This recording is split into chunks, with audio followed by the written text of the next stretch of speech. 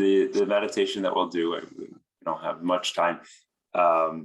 It's a really good meditation. So I encourage everyone to try it on your own. So what we'll do for the 20 minutes now is I'll lead you through it just to give you a bit of a taste and flavor of what it's about. But this is really one that you need to take a bit of time and use your practice manual and go through it on your own, because it can be quite profound.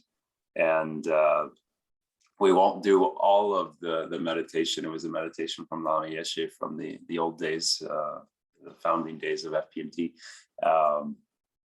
But we'll just get a little flavor of what it's about. And it's a meditation where you will read a few excerpts and then do some contemplation on death and impermanence and the past, the future, and things like this. So it really starts bringing a lot of the Buddhist teachings all together. So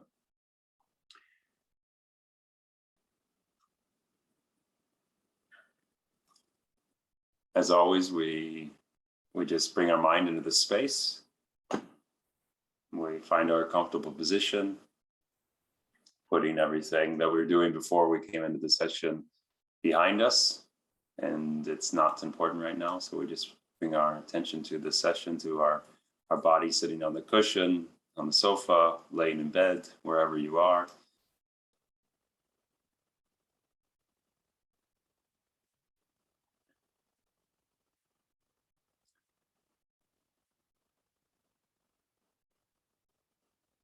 And then we think about our motivation.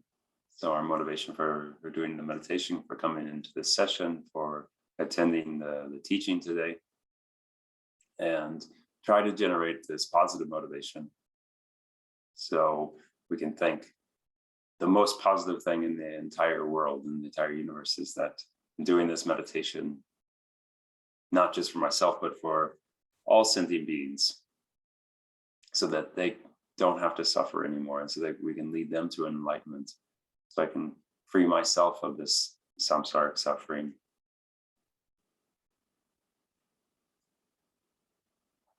But the only way to help others is actually to first clear our suffering and to become enlightened, because in my current state, I really don't have the capability to help every single sentient being in the entire universe.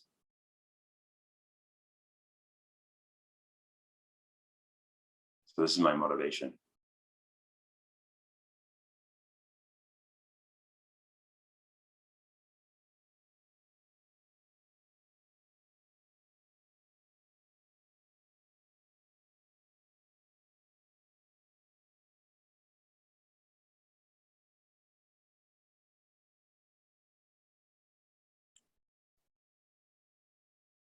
In this meditation, we look at the continuity of consciousness paired together with death and impermanence.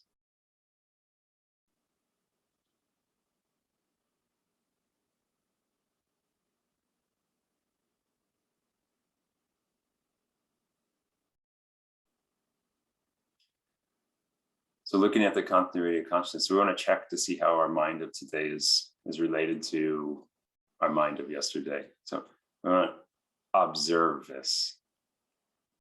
How are they linked? How is the mind of yesterday linked to the mind of today? So check back to last week, to last month, to last year.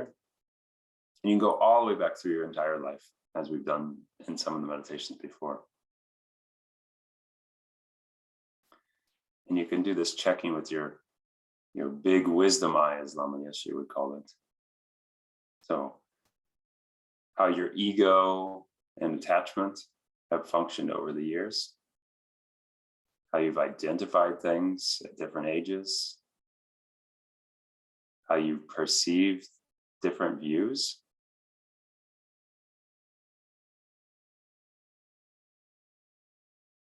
and all of which are projections of your own ego.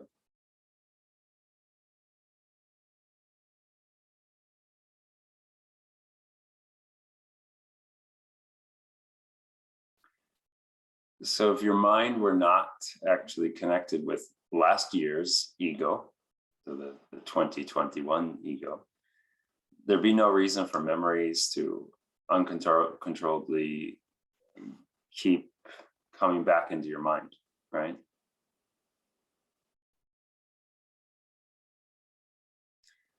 So you can check how these experiences relate to the continuity of mind.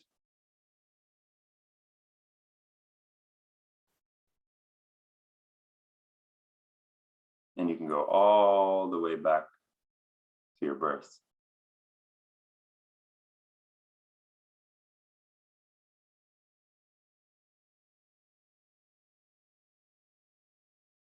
So when we see this, we quickly realize that, forgetting any of the previous experiences and clinging to the future, it's not realistic.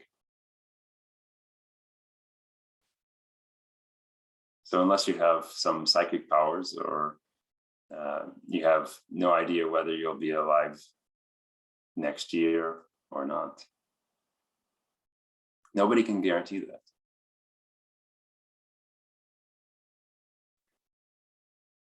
And we know that you don't have to be sick to die. 1 minute you're well, you're drinking some tea with a friend, and the next minute you're dead. And we all know this can happen. We've seen it.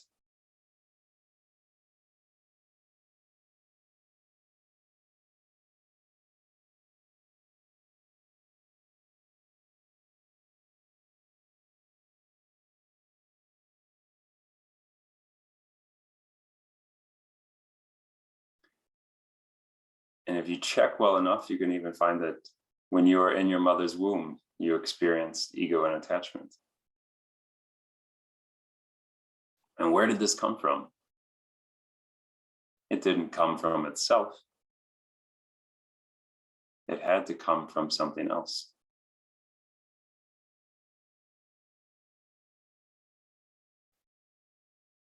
Because we've seen through the teachings on karma that there's no self-existent entity. There's nothing that does not depend on something else.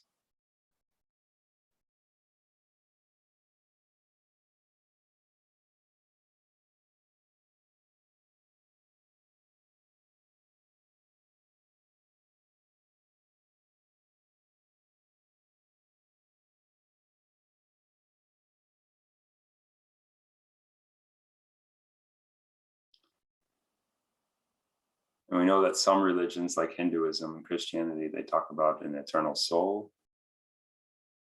But from the Buddhist perspective, this is a misconception.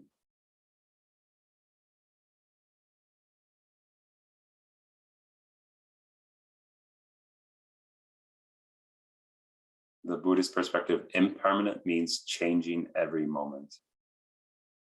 So how could there be a permanent, never changing soul?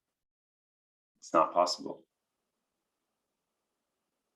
If you accept the existence of the permanent soul,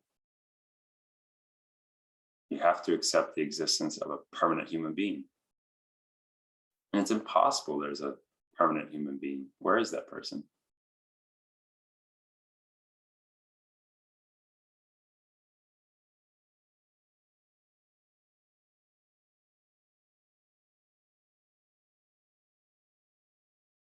So we have to check these experiences.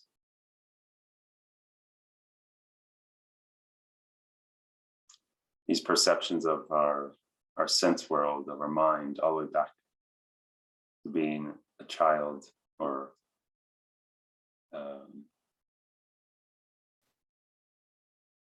in our mother's womb.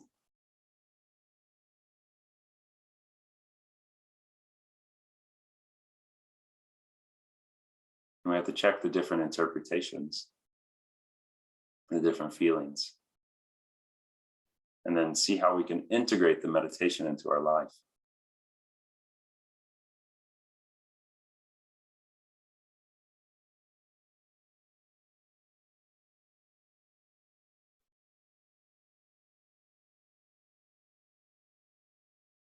So when you do this meditation on your own, You take a point, an object of the meditation, a concept that you can experience and you want to focus on.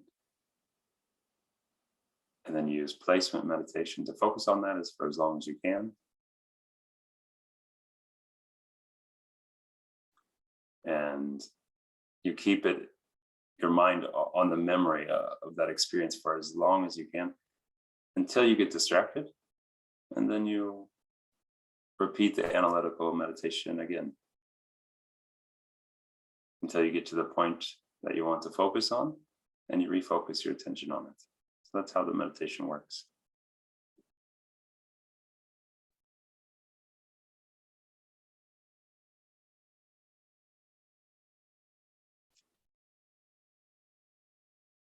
So when we look at the reflections on impermanence, I'll read a few verses, and for each verse, we'll think about the meaning of the words and try to get a feeling for what the words really mean. So it's not just an intellectual exercise, understanding the words, but we're looking for profound experience in our heart, a change in our heart, change in our understanding.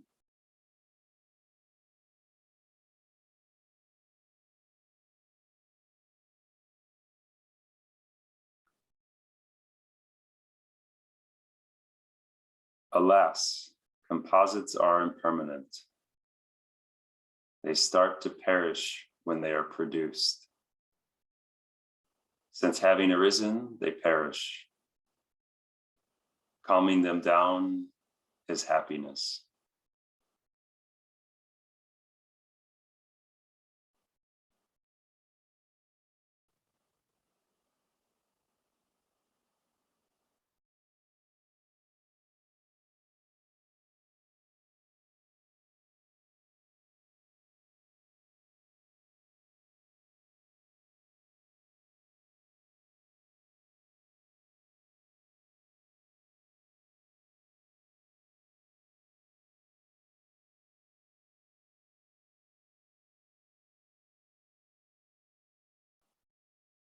From that same moment of the night, humans first enter into the womb. The journey of their life to death begins. Once gone, there is no turning back.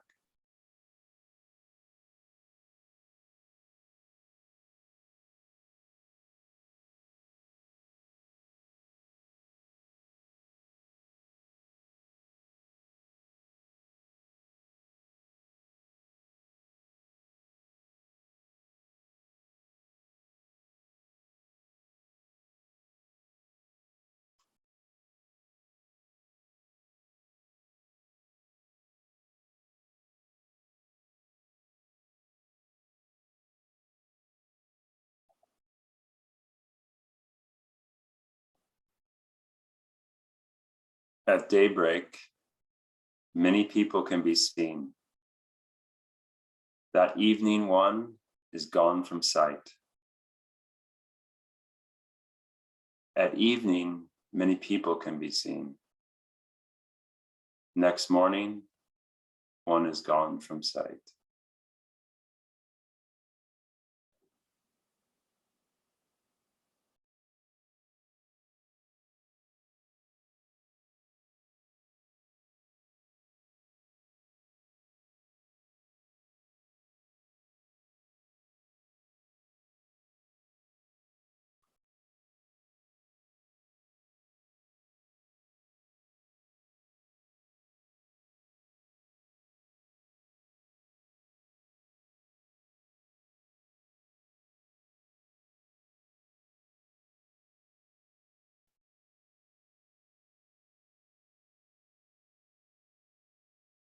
And then we have the four contemplations from Gampopa.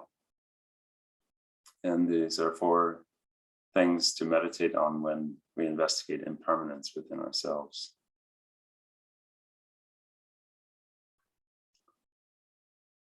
The first contemplation is to think, when we meditate on death, to think, I myself cannot stay long in this world and will have to go to the next life.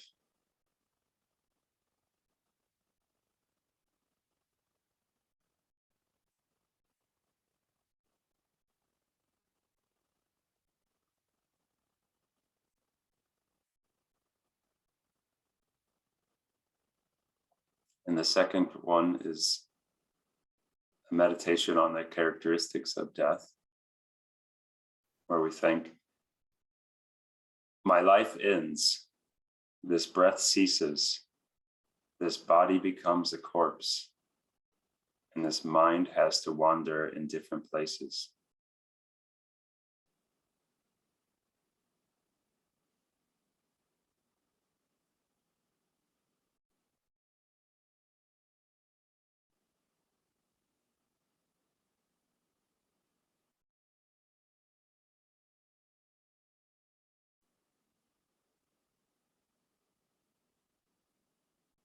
And the third contemplation is a meditation on the exhaustion of life.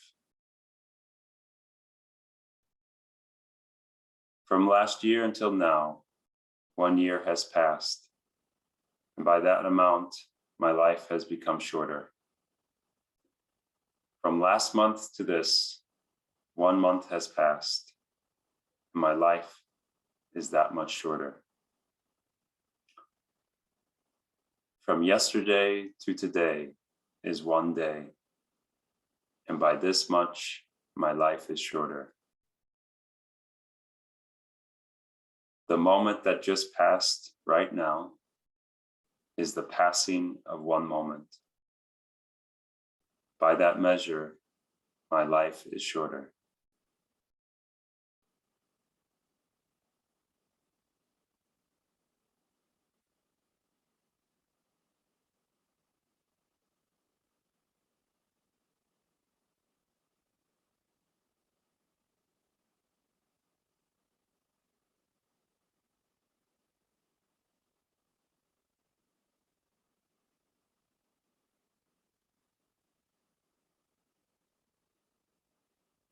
And the fourth contemplation is the meditation on separation. Right now, whatever I have, my relatives and wealth, this body and so forth, that I cherish so much, none of this can accompany me forever. One day soon, I will have to separate from them.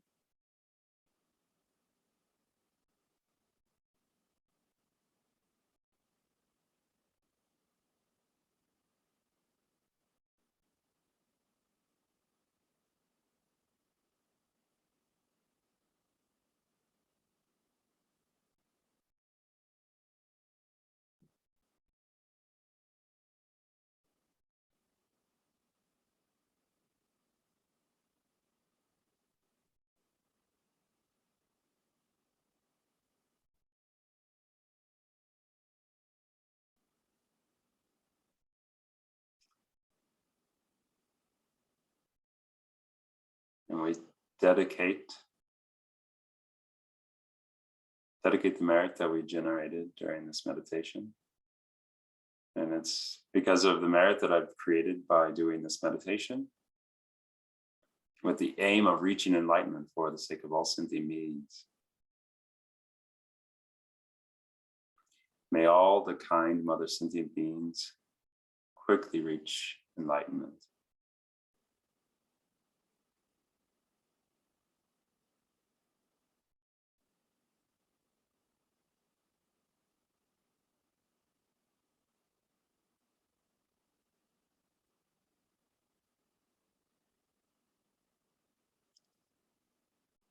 And I know that was probably pretty quick, but like I said at the beginning, in the practice manual, have the meditation, and I don't think it's really intended that you do the whole meditation in one sitting.